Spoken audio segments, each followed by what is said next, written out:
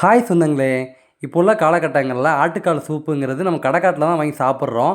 ஆனால் வீட்டிலேயே சுவையான ஆட்டுக்கால் சூப் செய்யலாம் வாங்க. பார்த்தீங்கன்னா எண்ணெயே ஊற்றாமல் நம்ம சமைச்சிருக்கோம். இதுக்கு தேவையான பொருட்கள் வந்து மல்லி, மிளகு, சீரகம், 10க்கு மேலே பூண்டு, இஞ்சி, ஒரு 12 சின்ன வெங்காயம் எடுத்திருக்கோம், ஒரே ஒரு தக்காளி. இந்த ஆட்டுக்காலுமே நம்ம கட் பண்ணலை, அம்மியில் போட்டு நல்லா இடித்து நச்சு எடுத்த மாதிரி எடுத்திருக்கோம். அப்போனா தான் நல்லதுன்னு சொன்னாங்க எங்கள் பாட்டி. பார்த்தீங்களா, நச்சதுக்கப்புறம் அதில் எண்ணெய் இருக்க மாதிரி எண்ணெய் பிசுக்காக இருக்குது பாருங்கள். அதோட ரத்தமே அது அவ்வளோவா நல்லா தெரியுது. இது வெள்ளாட்டோட காலு தான்.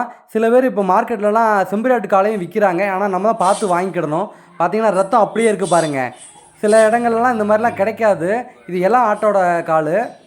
குழந்தைங்களுக்கு இந்த மாதிரி ஆரோக்கியமாக பண்ணி கொடுத்தோம்னா அவங்களுக்கு வந்து இந்த ஆஸ்மா பிரச்சனை இருக்கிறவங்க, சளி பிரச்சனை இருக்கிறவங்க, மூட்டு வலி உள்ளவங்களுக்குலாம் ரொம்ப நல்லது. இது குடிக்கிறதுனால ஜீரண சக்தியும் நல்லாயிருக்கும்.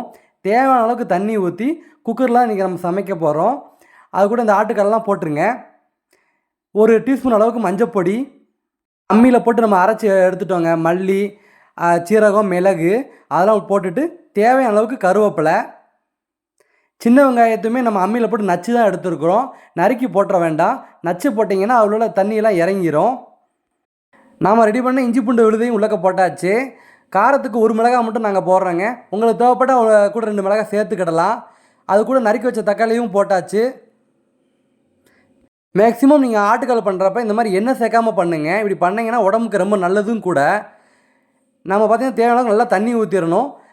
மீடியம் ஃப்ளேம்லேயே வச்சு நீங்கள் குக்கரை விசில் விடுங்க. ஹை ஃப்ளேமில் வச்சிட வேண்டாம். பார்த்தீங்களா, இப்போயே எண்ணெய் மிதக்க ஆரம்பிச்சுங்க, மேலே திரண்டு வந்துருச்சு.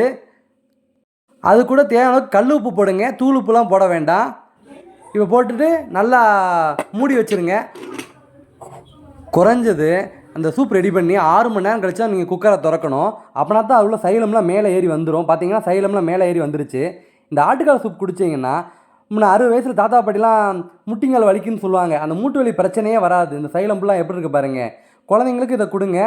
அந்த பூவாக வெந்துருச்சுங்க, கறியெல்லாம் அழகாக இருந்துச்சு சாப்பிட்றதுக்கு. அடுத்த வீடியோவில் பார்க்கலாம்.